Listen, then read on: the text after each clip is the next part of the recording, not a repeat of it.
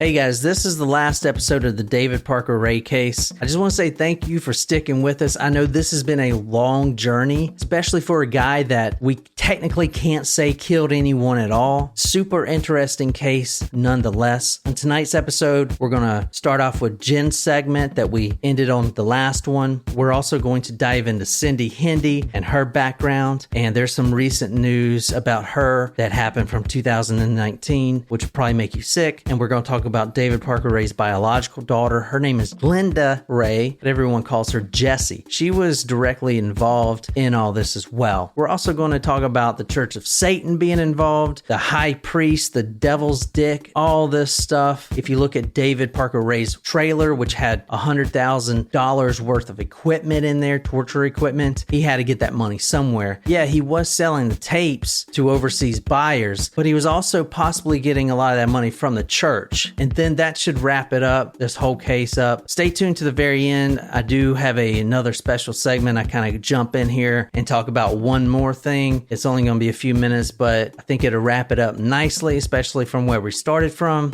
And again, thank you guys so much for listening and going to talkmurder.com and commenting. I love seeing those comments. And I guess that's it. So we'll start with Jen's segment and let's get on with it.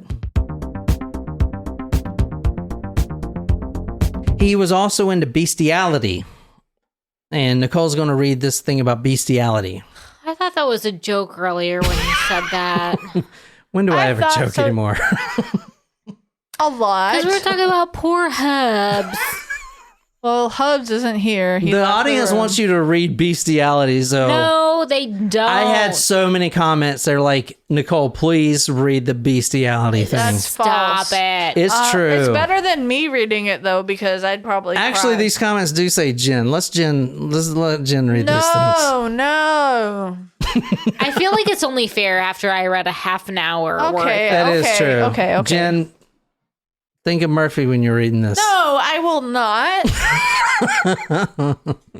All right, I have to make sure I can see straight to read first. Can you make that a little bit bigger? This is the welcome message, if you will, for the bestiality. There's welcome messages for different things.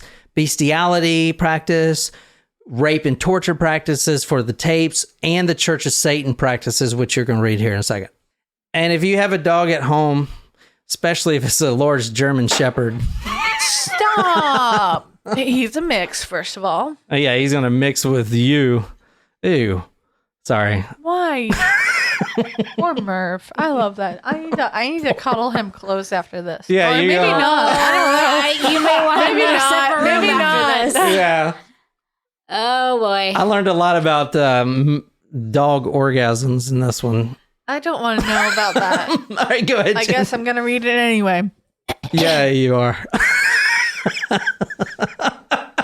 Let me put up a picture of Murph. No! Why do you read this? Oh, my You God. would have a picture of him. Thank God. Who knows what you'd do with that? You'll be taken into the living room and put on the floor on your hands and knees, naked. Your wrists, ankles, knees, and hips will be strapped to a metal frame to hold your body in that position. The frame is designed for doggy fucking. Your ass up in the air, sex organs exposed. Your tits hanging down on each side of the metal support bar. Knees spread about 12 inches, positioned similar to that of a bitch dog in heat, right in the middle of the floor, so we can sit on the couch and chairs and watch. So he says we right there, too. Keep that in mind. There's a lot of people involved in this, That's not gross. just him. Just read through it fast, Jen. Read fast. I'm going to make some dog noises. No. Stop it. I'm going to rub Canine Breeder's musk on your back, the back of your neck, and on your sex organs. Now, I have 3 dogs, all of them males, because I don't need any fucking pups. One of them is a very large German Shepherd that's always horny, and he loves it when I bring him in the house to fuck a woman. After I let him in the house, he'll sniff around you a little bit, and within a minute, he'll be mounting you. Oh, Jesus Christ. No! Stop. That was fucked. Poor Murph. There's about a 50-50 chance which hole he'll get his penis into, but it doesn't seem to bother him whether it's the pussy or the asshole. His penis is pretty thin. It goes in easy, but it's about 10 inches long. And when he gets completely 10 excited, inches long? it gets a hell of a knot right in the middle of it. I've had sex slaves tell me it feels like they've got a baseball inside of them. Wait, so he says a hell of a knot, like it's knotted up? I don't know. I've never Can we fucked keep a dog. going, please? Jesus Because Christ. if a dog, No, no. I'm not saying I'm not doing this to be funny, but when a male dog has sex with a female dog, sometimes he'll get stuck inside of her. Didn't know that. Didn't know Sorry. that. That's why I'm. Didn't know. Not a breeder, didn't know. Let's keep going. It doesn't take long for him to come. He's going to hump you real fast, about 3 or 4 minutes. And while he's doing it, he'll wrap his front legs around your chest to hold himself in position. And in the process, he'll probably scratch your tits with his claws. After he gets through, he usually turns around and tries to pull it out. The knot will usually shrink enough to come out of your pussy in about 3 minutes.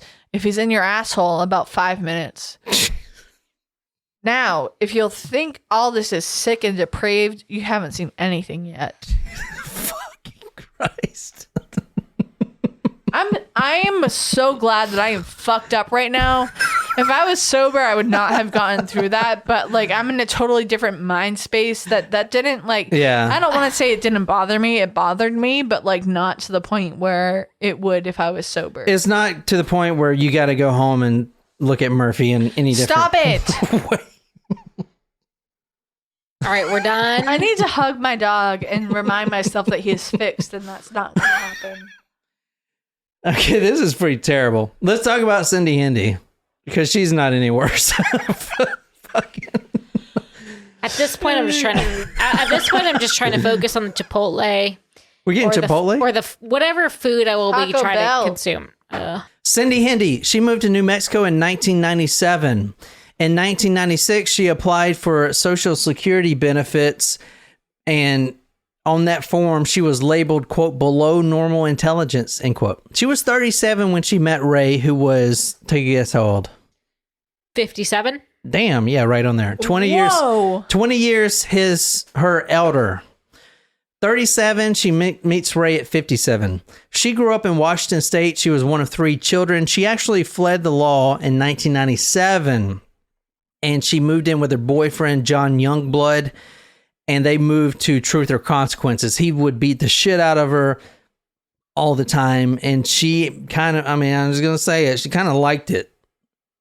She says that she has manic depression, end quote. And she wrote this to the judge, and she That's spelled like bipolar back then. She spelled manic, M-A-N-I-K.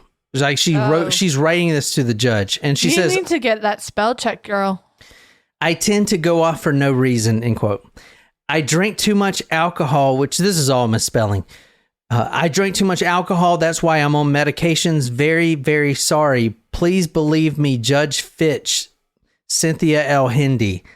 So she'll admit this. She loved rubbed sex. She loved rough sex. She loved it so much, and she liked the torture stuff, that she went to a doctor and has her, quote, inside and outside lips of her vagina removed. What? So rough sex would feel better, end quote. What? That doesn't even make any sense. Does it make sense to you, I guess Nicole? they get in the way. You just take them out, now it's just a hole, black hole, super massive black hole. Thank you, Muse, but no, thank you. I'm all set with that. No. Anyone to go and get their vagina lips taken out.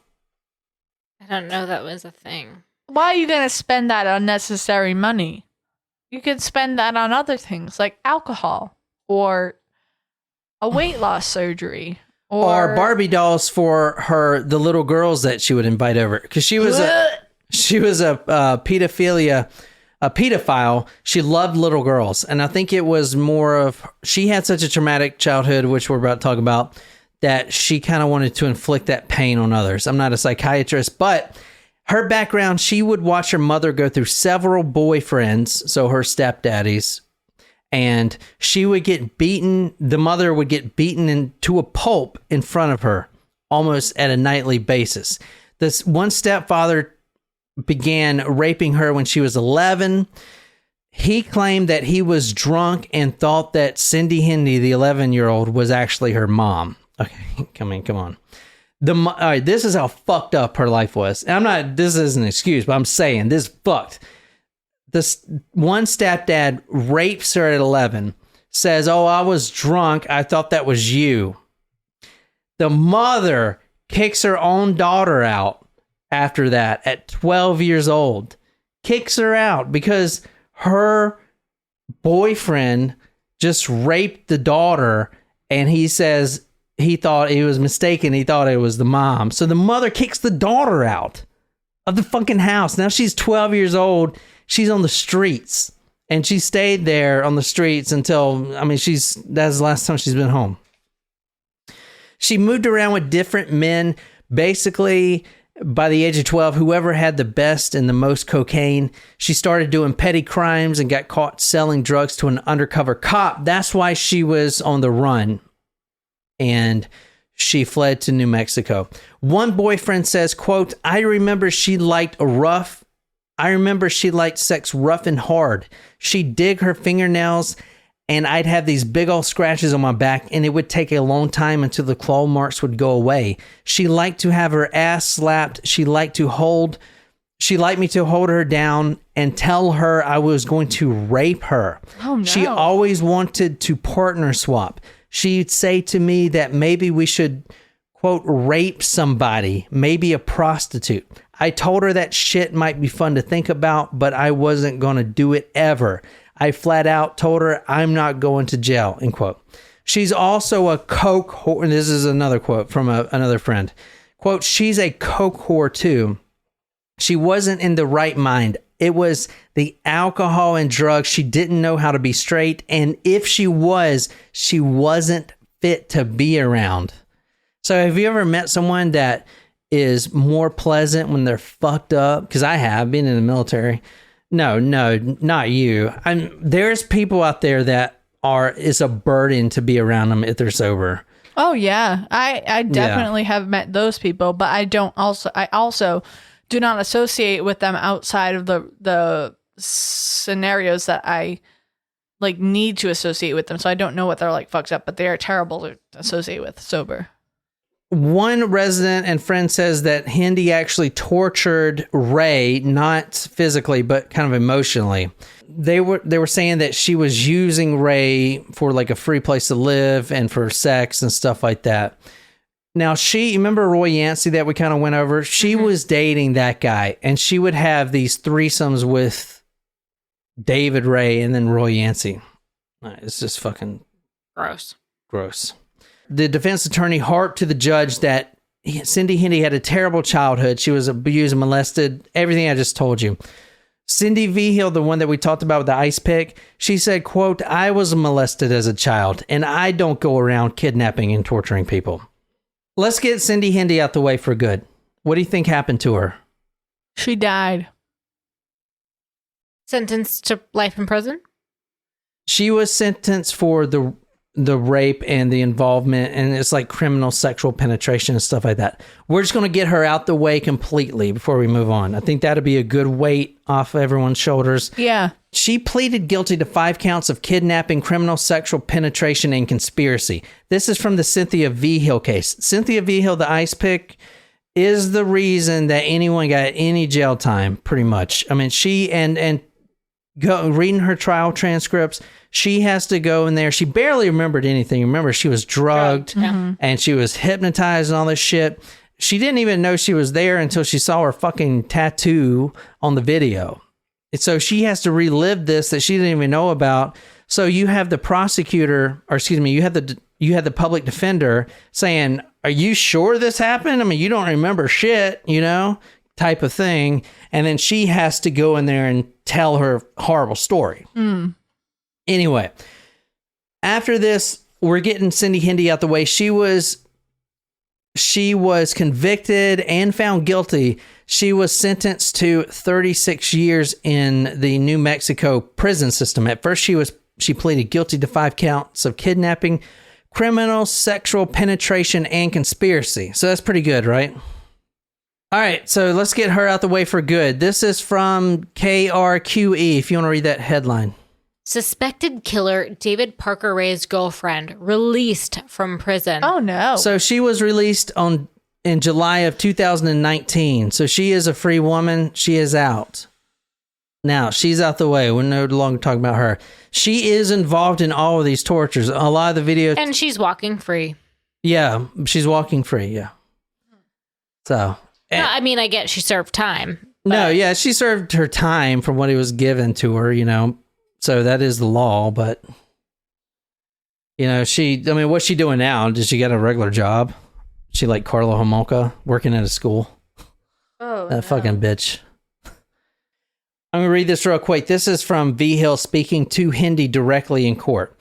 Fighting back a wave of tears. And all this stuff I'm reading, guys, again, is from that book, Slow Death by James Fielder.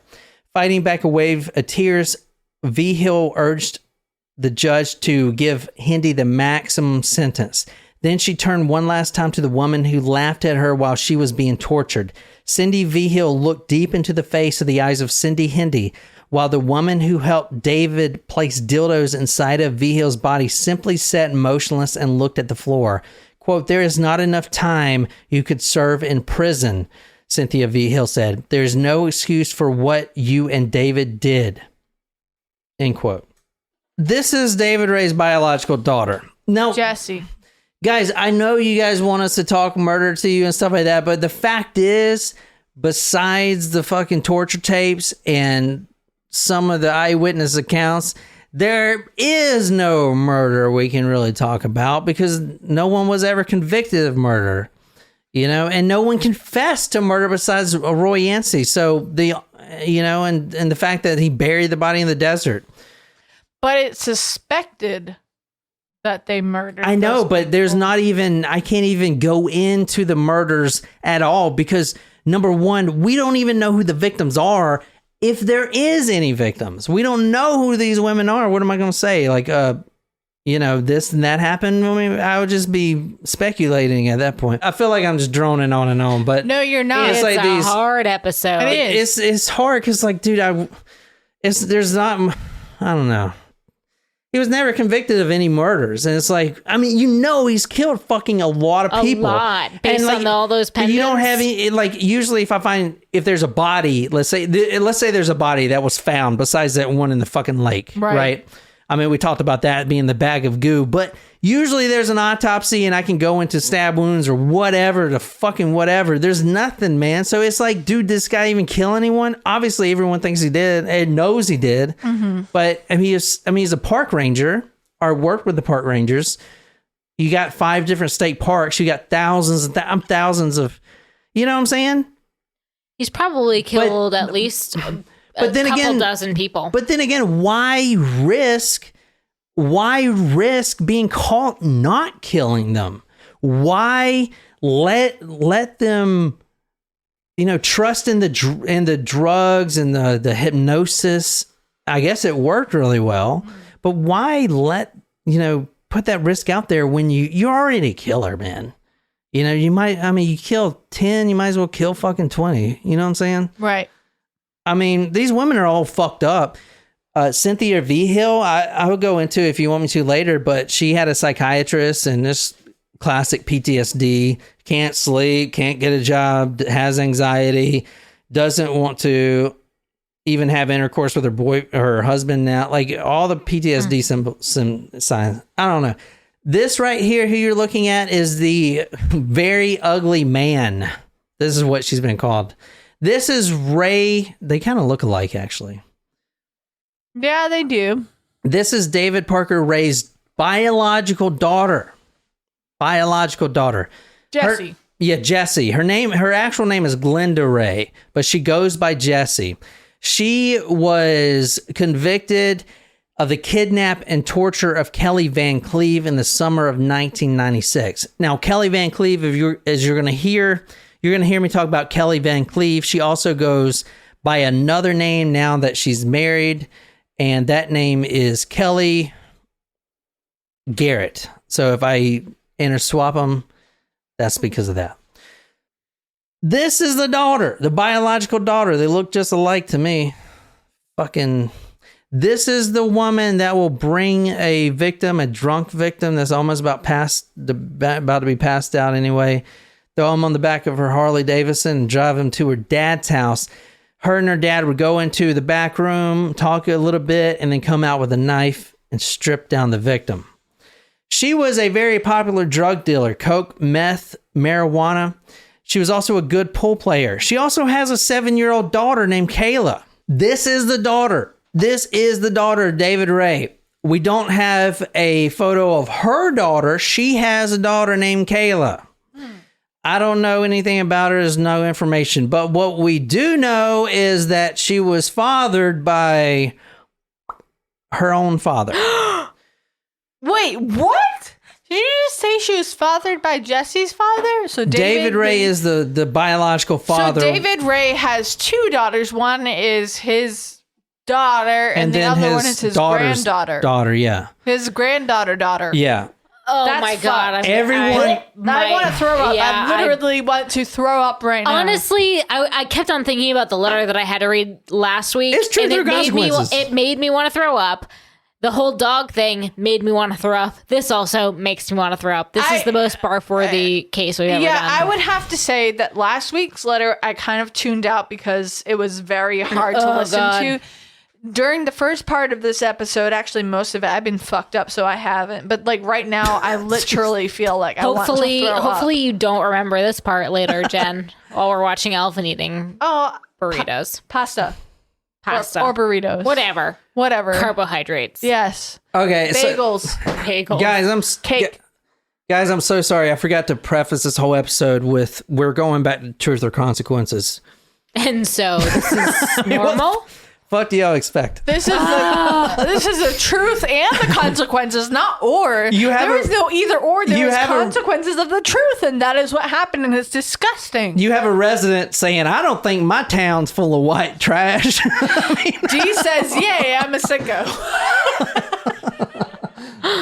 Oh my God. I started the episode with a quote from someone saying, "I don't think my town's full of white trash." Like, what the fuck? Oh God. I just do not understand. There's like so many. What do you mean you don't understand? He fathered a daughter by his own daughter. I understand that, but there's like so many other sexual fantasies that you can live out instead of incest. Like, what? You gotta understand. What could humanly possibly make you want to have intercourse with your own offspring? It's so disgusting. Like, like I see third cousins, while not acceptable, is more acceptable than your own daughter that you fathered. Like, what the fuck is wrong with you? What about first cousins? Not okay. Einstein married his first cousin, Elsa. Don't care. Can we move on, please? And he's the smartest guy ever lived. Can we move on from the whole incest? That we know of. Move on. I'm done. I'm done.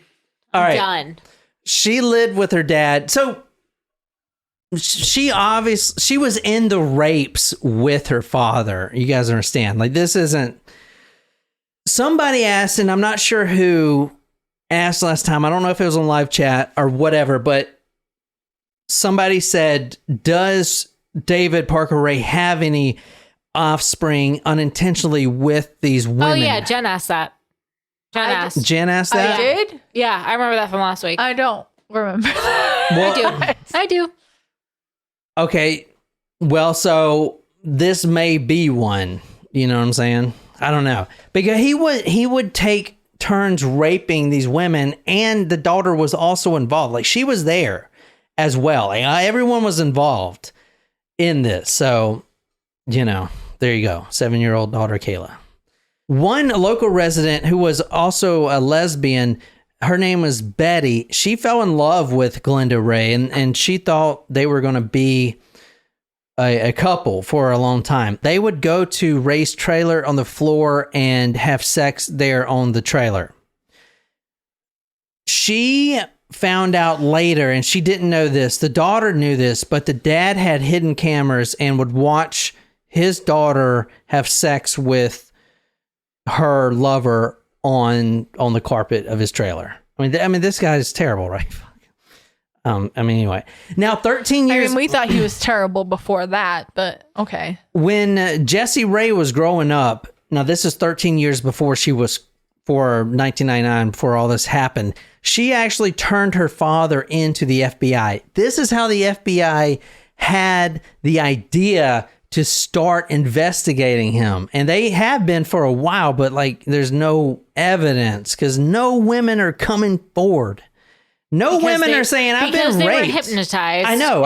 And brainwashed. I know. But I mean, who would have thought that would fucking work, right? You know, I mean, who would think that shit works? Fuck. Yeah. I mean, these women didn't even know until they were shown a video. And it's like, okay. But they would have nightmares and stuff. But it was just crazy. Anyway. Now, this is from the book, Slow Death. In June 1986, quote, she alleged that David Parker Ray was abducting and torturing women and selling them to buyers in Mexico. For over 1 year thereafter, the FBI in New Mexico conducted an investigation in an attempt to substantiate the allegations. The investigation was conducted under the jurisdiction in the FBI's White Slave Traffic Act. No victims were identified and none came forward, end quote. That's from Doug Belden of the FBI. And she was 16 at the time. Why would she go try to turn in her own father to the fucking FBI? Not the cops, but the FBI. And says, my dad has killed 16 people, at least. Was she hoping that she would get immunity? No. This is according to a close friend of Jessie, quote, that was her last try to get out from under her dad's influence. It was the last time she said to him, no, Dad, what you're doing is wrong. And the friend says, I blame the FBI. They did nothing after that. She didn't even try, end quote. Now, that is a friend of hers saying that.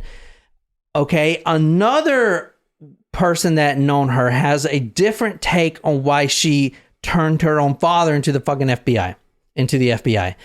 She says that Jessie, her father, quote, tried to cheat her out of the share of money from a pot growing operation. Remember in California when he was growing pot, that operation. Mm-hmm. And she was pissed at him. She was, quote, real mad at him. So she turned him into the FBI, simple as that, end quote. So there's two sides of the coin here. Maybe she was trying to get out under her dad's influence. She was sickened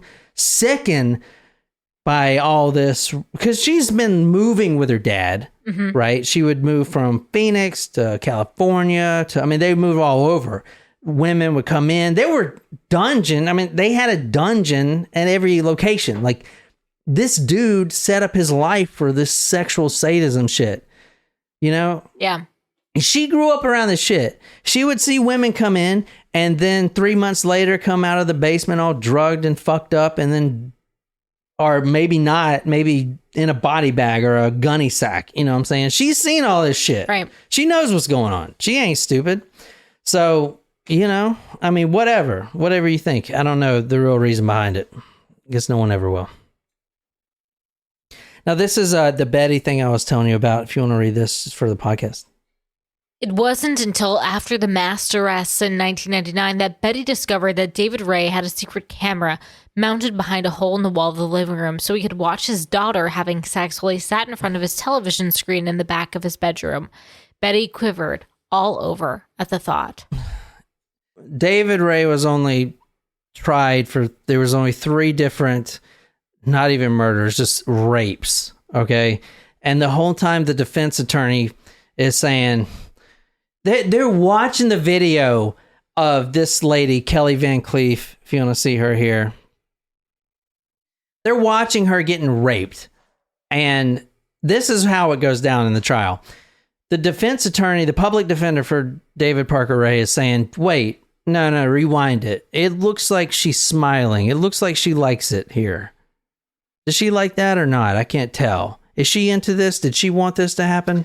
This is how the fucking trial goes. That's terrible. It's terrible, but dude, you don't know. You don't know because like she didn't even come forward until the fucking FBI found her, and then one victim came forward only to sell her story. No, I shouldn't say that. One victim came forward, let me back up. One victim came forward and also sold her story to the Globe, which is the big newspaper. So to a jury, they're like, well, fuck, I don't know. Do you like this? Don't you like this? What the fuck? You know? Let's move through this. Kelly Van Cleve. Okay, so all these are Jesse's going to be involved directly. She's the one involved in these. This is going to be part of her trial too. This is who you're looking at right now is Kelly Van Cleve. This is her former name. Now she goes by Kelly Garrett, her married name. She's the one with the swan tattoo. She didn't even know she was in this. I'm reading this because this is going to get bad. I'm reading this to preface the fact that this is fucking terrible. Kelly has what she calls, quote, female problems, in quotes. Now, this is before she was tortured and captured and raped. This is from when she was a teen. I guess some females have this. I'm not sure. I didn't look into it. Didn't want to. But sex hurts. It's painful for them. I mean, I guess it's painful in general. I don't know. But for the way she described it is before this even happened, she can't even have sex with her boyfriend. They would be constant arguments and stuff like that because it was so painful. She would cry every time that penetration would happen. Anyway, moving forward, she's drunk at a bar called Raymond's. Guess who's there? Who? Jesse. Oh. Hey, you seem drunk as hell. Do you want to get on the back of my motorcycle and go to my dad's house and sleep it off? Sure. Okay. Now, this is her testimony. We were sitting on the living room couch, and suddenly David and Jesse went to the back room for about 10 minutes. When they came out, one of them put a knife to my throat. I can't remember which one. They took me outside to another trailer. I remember being tied to a bench. It was like a weight bench. I had my arms up over my head. I had my legs spread apart. Every time I moved, I thought I was going to fall off of it. Right away, he started using dildos on me. He tried to force them inside me, and they wouldn't go. They'd always part ways inside me, that's all. Dildos felt like they were the size of a can of Copenhagen stuff. Snuff. It's a chewing tobacco. Okay, can of Copenhagen stuff. It's like the size of an orange. It's like spit tobacco. Ew, gross. Gross. We used to do it all the time. Ugh. Ding. You put it like under your lip. No. Nasty. I could hear him talking, and at one time, the duct tape came off my cheek, and I leaned back and saw David. Before he could adjust it, I looked up at the walls and ceiling for a minute. He had all kinds of things on top of a medicine cabinet and the things hanging on the walls. He was putting his fingers inside me, trying to find what the dildos didn't work. It was like he was trying to play doctor. He came back to the toy box 6 different times. He tried to force the dildos inside me at least 30 different times. He would leave me tied to the table, and when he came back, he would start all over again. I kept telling him I didn't want to do it. He kept saying no, and I kept telling him I didn't want to be there. I just wanted to go home. I was trying to tell him to quit. I was crying. When he let me go, he drove over to Earl's Diamond gas station with a cup of coffee, and on the way there, he told me why I had been taken and why I was going to be released. He told me he was in some kind of satanic group, and that they'd been watching me for a long time, and they wanted me for a sex toy. He said when the dildos wouldn't go in, I'd be no use to them, so he decided to let me go. He took me to Janet Murphy's to release me, and he told the 2 of them that he found me on the beach. I was confused. Patrick and his mother wouldn't let me in the house, not even to get my toothbrush. They wanted to know where I'd been, and at the time, I couldn't remember anything. Hold on. Patrick was about to be married. They had just started the wedding, planning is engaged. Yeah, that's what I meant. Engaged. So she comes back home after being gone for 2 days or 3 days. And the reason she was let go is because as she said, she had female problems. They wouldn't fit inside of her. So he was, and the reason he was like looking at her like a doctor is because he was seeing how wide she can get or whatever. Does that make sense? Fucked up. It is fucked up. They wanted to know where I'd been, and at the time, I couldn't remember anything. They made me go away with David, and he drove me down to Dam Site Tavern, and my friend Dave Connolly took care of me for the next 2 days. Ray hurt me real bad. I bled for 3 or 4 days afterward. Yeah, so here's the MO after, like, Kelly Van Cleef. She has no idea where she's at. David had told her this, but she didn't remember until they found her, and then things started coming back up. She woke up on the beach, and there's David coming to rescue with his park ranger uniform on. Hey, what are you doing? Why are you on the beach? Are you okay? I'm going to drive you back to your boyfriend's house or whoever, your family's house or whatever. Are you sure you're okay? Okay, just trust me, come with me. So that's the MO. It's like, you know, he shows up as the good guy after she's been drugged and fucking brainwashed. You know what I'm saying? Oh, I found her on the beach type of shit. Now, for the next years, she's having these nightmares, and she's so afraid because any female would come forward and say, yeah, this happened to me. People are like, no, what? You know? And one quote I read from another female juror in here said that if you're female and claim rape, most female jurors won't believe you, which is kind of interesting to think about. So Kelly Van Cleef, she was naked, strapped, spread eagle to a black leather weight bench, tied down, red plastic straps, legs positioned wide apart, knees up in the air, ankles in stirrups, arms tied down and above her head. There was a 2-inch piece of gray duct tape over her mouth and another 2-inch wide over her eyes. David, dressed in blue jeans, black cowboy boots, and cowboy shirt. This is on the videotape. Quote, Ray hurt me bad. I bled for 4 days afterward. Quote, this is from her. He leaned over and slid the first 2 fingers of his right hand in and out of her vagina. She moved her head. This is really important because this is what the trial was. Let's look. Does she look like she likes it? I don't think she likes it. Quote, she moved her head from side to side as if to say no. So she is getting raped, moving her head like, no, no, no.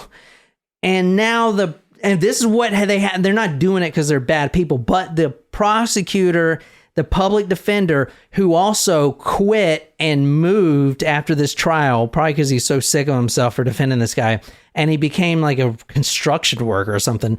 He is asking if she likes it or not, and they're looking at her movements of her face. Isn't that fucked? It's fucked, man. Jesus Christ. I don't know. She was dazed, tired, mopey, out of it. And this is from what her ex, because they broke up. Mr. Ray said he'd found her on the beach and took her out for a sugared up coffee before bringing her home. So. Now she would say, you know, I don't know. I can't remember anything. And then she said, quote, I've had memories on and off for the last 4 years. I didn't know if it was true. I thought it was a nightmare, and most of the time I didn't want to believe it. It was when the New Mexico State Police showed me pictures taken from the videotape that I realized it wasn't a dream anymore. And it was a new reality, and at first I couldn't deal with it. So thanks to her and the other one that came forward is the only reason that, you know, he got tried in the first place. I'm not going to go into her PTSD thing because this is getting too long, but I'll put it on talkmurder.com. I'm just going to quickly I'm not going to go through it, but hypersensitive, occasionally paranoid, trouble sleeping. She isolates herself. She actually, quote, felt people from Truth or Consequences. Everyone was out to harm her. In the video, the psychiatrist says, quote, the woman in the video, she is moving her arms. If you look closely, you can see by the movement of her throat that she is gently weeping. Gently weeping. Oh my God. So, well, actually, the prosecutor said that. Sorry, I got my notes messed up. The prosecutor said that. The defense attorney, quote, the public defender of David Ray, quote, I want you to look at the manner in which this man touches this woman. This is gentle. This is not torture. Her vulva is extended. You often see that in horses and cattle out on the ranch. What happens here? Is Kelly crying or just laughing? End quote. Ugh. Fucking sick, dude. I can't. Dude, what you got to is your fucking job. Yeah, I know, but I'm saying just mentally, it's hard. Why do you think I've been quiet for the past 20 minutes? All right, we're almost done. So we think that the money came from a church, the Tabernacle Church, from what I found, and that church was a satanic church, which is super fucking popular in that time period, in the 80s especially. So this is the welcome message. Again, it's not as long, Nicole, but this is the welcome message from the church. So here's the thing. Here's the thing. I don't want to fucking say that it is from this church or not. I'm going off speculation from what the residents are saying. They're saying this church was devil worshiping. They're saying that this pastor was in charge of the video production. This stuff, it all kind of fits together for me. But I don't want to say that the church is fucking evil when there's no proof other than that. Hello, bitch. I'm sure you're wondering why you've been kidnapped and what's going to happen to you. That's why this tape has been made. It saves a lot of talking. It's brief, blunt, and to the point. I'm a dungeon master for the local chapter of the Church of Satan, Lucifer, or the devil to you. I've been abducted so that your body can be used during rituals and for sexual purposes for the congregation after the meetings. Our membership is pretty small, after about 20 people, mixed male and female. Our meetings are pretty much what most people imagine, the way it's depicted in movies. A hidden church, black robes, pentagrams, rituals, chanting, a lot of nakedness, animal sacrifices, chicken blood, and a hell of a lot of sex afterwards. The meetings get interesting and exciting to say the least. Trying to raise the demons is important, but it is the sex that keeps the church financially afloat. I'm sorry, everyone else is eating, but I'm not, so fuck all y'all. These bagels are good. That's why I bought them. Oh my god, let me fucking read so I can eat. Now I'm getting hangry. The high priest likes to keep everybody fired up on sex, and for that we like fresh meat. Every couple of months we kidnap some good-looking little bitch to use during the rituals and be kept available for everyone to use during the orgy. Let me tell you what happens at the meetings. I can hear y'all chewing, so if y'all want to back up and, allow me to eat. Cheers, Jen. Fuck you. Let me tell you what happens at the meetings. The orgy room is separate from the main church. It contains several couches, many mats on the floor, and a refreshment center. In the middle of the room, a large wooden table with leather straps on it. Prior to each meeting, you'll be taken to the church in a wooden box, naked in chains and with your eyes taped shut so you can't identify anybody.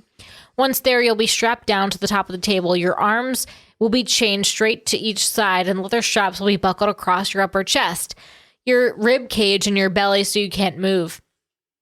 Your legs will be spread extremely wide apart because some of our members have diversified interests in which hole they want to use. There is a U-shaped cutout at the top of the table and allows your head to drop right down into it. Another leather strap will put across your forehead so you can't move, allowing your mouth and throat to be available for sex. Dental jaw blocks will be installed in your mouth so you can't bite anybody during oral sex. When your mouth is wide open, the members will shove their dicks down your throat and hump your face until they come. After the meeting over and the church is over, everyone will move into the orgy room and take their robes off. Now everybody is fucking naked. They'll surround the table. You're definitely going to be the center of attention, especially at the first meeting when you're the new girl. Everybody is going to want you and fill you up and try you out. Anyway, the high priest will move to the bottom of the table with a large wooden box that contains the dildo. That's what we call the devil's stick. The tip is small, so it'll start the vagina easy, but the thing is tapered. It winds enormously at the base to about 3 inches thick, and the whole thing is pretty close to 12 inches long. It's a real pussy stretcher. Once it goes in, the high priest will chant, "The devil fucks, the devil fucks, the devil fucks." A half a dozen people will hold your body still while the high priest forces the dicks all the way inside you. There will be a sudden blast of pain between your legs, and it's not unusual for a girl to pass out while it's being done. Next, the high priest will rape you. After he gets through, your body will be available for everybody's use. They'll take turns using you in various ways, and during the course of the evening, most of them will come back for seconds and thirds. You'll probably be raped 40 to 50 times. The next morning, everybody goes home. I'll take you back to the dungeon, wash the sperm out of your body, and clean you up. I'll give you a bath and let you build your strength so that we can do it all over again. You're going to be used for 3 or 4 meetings. By then, the captive is pretty well worn out and everyone's tired of her. Remember, your body is a property of the Church of Satan. The church is going to have you one night every 2 weeks and I've got you the rest of the time. Now, the dungeon belongs to the church and it's very well equipped. They spend a ton of money building all sorts of specialized equipment, about anything I asked for. There's the trailer, right? $100,000. There you go. They even gave medical supplies to patch up girls in case the high priest tears some slut's pussy with a big dildo, but that doesn't happen every too often. One of my duties is to pre-stretch the girl's vagina so the dildo won't tear it. A few years ago, there was a certain period of time that we didn't do that. During that time, there were instances where the fellows caused so much vaginal damage that the girl hemorrhaged and sometimes didn't survive. It caused some problems within the congregation. Nobody likes watching a girl bleed to death. Well, now you know what this is all about. I don't imagine you're a virgin anyway. Virgins are pretty hard to come by. During the years in which I've been the dungeon master, the variety we sometimes snatch are pretty young girls, 13, 14 years old. And even with that, we've only had 2 virgins. Well, so much for that. You know how you're going to serve the church. Now let's talk about how you're going to serve me. It is within my power to make you stay in the dungeon reasonably easy or a living hell. There are going to be some rules, whether you like them or not. You will learn to obey them. You're going to find that I don't have any patience at all with pretty little girls, and forget that we sometimes make mistakes. Crying is acceptable as long as you're not too loud about it. Most of the time, I expect you to keep your mouth shut. You need to tell me, however, when you need to use the restroom, because if you're going to make a mess where people kiss or crap, you're going to be forced to lick it up. Don't bite. There are no second chances. If you bite, I cut. As far as kicking goes, I don't really have a set punishment for that. If you should hurt me with your feet, the punishment shall be whatever I decide. That's not fair, but that's life. When the church is done with you, the high priest will advise me when you are going to be released, and I will initiate a process that will take about 2 days. You're going to be injected with a combination of drugs and then brainwashed until you don't remember the church, me, this place, or anything. Any fucking thing that's happened to you. After the hypnosis has taken effect, you'll be taken somewhere near some town and turned loose. Everything will heal up in 2 to 3 weeks, so it will probably just take a little longer for your vagina to shrink back to normal size, and that too will come to pass. Now, this is the beginning of a very trying ordeal for you. This experience is going to be very traumatic. The nights in which you are taken to the church are going to be the worst by far. Each time you're going to experience about 10 hours of pure hell. Satan is a harsh taskmaster. All right, let's finish. Let's finish this up. I think I'm done. I mean, I'm skipping a lot, but that's probably a good thing. So what do we got here? Cindy Hendy was released 3 years ago. I don't know what she's doing. Probably changed her name. Maybe she's doing the same shit she was doing, probably. Let's hope not. David Parker Ray, what do you think happened to him? Life in prison. But he died. Because he would be almost 100 now. What? No. He would be 90. 1939? That's... Warren Buffett was born in 1930. Okay. You think everyone that hits 90 just dies? No, but I think that this guy died. He doesn't deserve to live, for sure. He goes to the full trial, and the trial was terrible. Obviously, I was going back and forth. It was a bunch of... You can't really try anyone for this. It's got to be a super hard case to try. Anyway, he was found guilty, though. And he was sentenced, not to life, but he was sentenced to... I have it written down. He was sentenced in 2001 to 224 years in prison. Wow. But, however, he... on May 28th, 2002, he was taken... So, 1 year after, he was taken to... the hospital, and he died of a heart attack. So he died. He's good. Dead. He's dead. He dead. Cindy Hendy's out. David Ray died. There's a bunch of victims that will never be found. Well, that's terrible. As someone mentioned earlier, no one really covers this case. I think I'm the first podcast to ever cover this.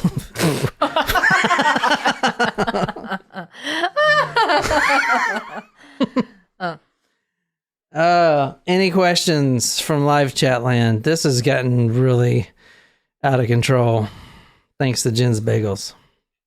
No, you know what? Thank you to my bagels, because those are the only thing keeping us from being super, super drunk, because they're soaking up the alcohol in our systems right now. David was sentenced to the maximum. He did die a year later. And after he was found guilty, he said, quote, "My sexual fantasies are not that unusual. There are approximately 2 million people in the United States who have the same fantasies.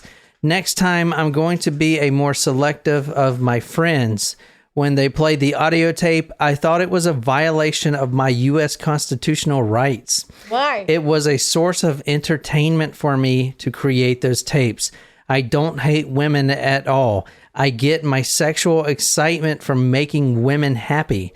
I got pleasure out of a woman getting pleasure. I did what they wanted me to do." Oh, that's false. That is totally false. Sir. Yeah. He's a fucking... I kind of want you to read one other thing, babe, but I guess we're not. It was going to be the initial handling, but I guess not. I'll put the initial handling document, and these are all corporate documents, are what they're printed out to be. They look corporate, like logo, David's logo, big old phallus on it and shit. Anyway, so the initial handling, I'll put this document on there because I don't think Nicole wants to read it, but it's a checklist. For instance, just going through it real quick. Number 1, the new female captive should be gagged, blindfolded, with wrists and ankles chained. Moving forward to bullet point number 6, use scissors to slowly remove her dress, blouse, or sweater, cut and remove the bra. I'm going to move down to number 12. Remove her leg irons and tighten the ankle straps, pulling her legs upward until the middle part of her body is horizontal. The ankle straps will force her legs apart. Moving on again to number 15. Play with her sex organs, her vagina and anus. Force large dildos deep into both holes. Use clamps, needles, and other devices on her tits and sex organs, clit, and cunt lips. Whip her and use electroshock. Okay, moving on the checklist. Let's go to 18. Keep her body suspended for 2 to 3 hours. Then roll the gynecological bench directly beneath her. Lower her body down on the bench. Release one arm or leg at a time and secure it to the bench until she is strapped down. Buckle all the straps to her body until she is totally immobilized. Note the shock value. I mean, dude, he's got a whole checklist. Fuck. It's disturbing. Anything else you want, fucking D, for requesting this shit? What the fuck? I'm just glad he's And dead. a Merry Christmas to all, and to all a good night. Is there any way we can block D from the fucking podcast? I'm just kidding. No, we love D, D. I love your stories. I love the prison story. It was a fantastic story. This one's also a fantastic story. It's just Hard. It's hard because there's so many bodies out there that will never be found. And well, rest in peace. And then to the bowling those alley victims. Bowling alley massacre was also a great story. So I really enjoy your stories. And Tia, plain cream cheese twinning, stop stealing my wife. She doesn't go that way. Happy birthday to me. Happy birthday, Niquiz. Can we sing it? Can I You're sing? putting cream cheese all on the dog's noses. So to keep them busy. All right. Well, Look at Hubble. He's struggling. have a lovely Christmas. Yeah, we won't be recording next Sunday, so Yeah, but Merry we're recording Christmas. Saturday, right? Yeah, are we? Saturday Yeah, is Christmas. probably. Oh. No, Saturday's Christmas. We have to Monday. record a story somewhere. Monday. Monday Monday. evening would be fine. Okay. Probably. Monday evening would be the next. I don't know. I guess that's all I I got. hope you guys get some snow, but not so much that it'll derail you from returning to your destination. But Yeah. merry holidays, merry, happy. We couldn't do what we do without you guys. So thank you so much for listening and for chatting with us. And be sure to comment, and you can win this week just like Tia did. And until next time, my name is John. I'm sitting here with Jen. What, Jen? This is also our last episode of 2021, if you think about it. Because if you do the math, 1 week is 12/25, and 2 weeks is he might still put one out. I mean, there'll be I don't know. Well, if anything, Happy New Year. Well, just thank you. So this is Talk Murder Me Podcast. I'm sitting here with Jen and Nicole. My name is John. Until next time, good night, you lovely, lovely people. Hey guys, it's me again. I want to completely, in this case, something interesting that I found and linked everything together. It's only going to take a minute. But on the morning of May 2nd, 2003, a woman wearing a mask walks into the Albuquerque State and Bank Trust, that little bank there, and she attempts to rob the bank. Hold on a second, John. May 2003, what does this have to do with the David Parker Ray case? He's been dead for a year now. This lady unsuccessfully robs the bank. She is met outside by law enforcement officers. She is told to get on the ground, put down her weapon, and surrender peacefully. She says, quote, "You're going to have to shoot me," end quote. She raises up her firearm at the police, and they open fire. They shoot her 3 times. She dies right there on the pavement. So what has this got to do with David Parker Ray? He's been dead for a year. This woman, they soon realized, was actually one of their own. Her name was Karen Yance. She was a highly decorated criminal investigator. And from the Star Gazette, May 2003, they describe her as a, quote, devoted stepmother and a generous friend, and a top-flight criminal investigator. She walks in that bank on May 2nd with the intention of never walking out. That was suicide by cop. That's what she wanted to do, and she was successful at it. Once they unmasked her, they saw that it was a fellow officer. Now they're asking why. How did this happen? She was in debt, gambling debt, $100,000 to gambling debt. And those loans were being called, and she was really struggling. However, she was also the wife of Jim Yance, which we didn't really go into him, but he was the primary detective that was chasing David Parker Ray. And this case was stressful.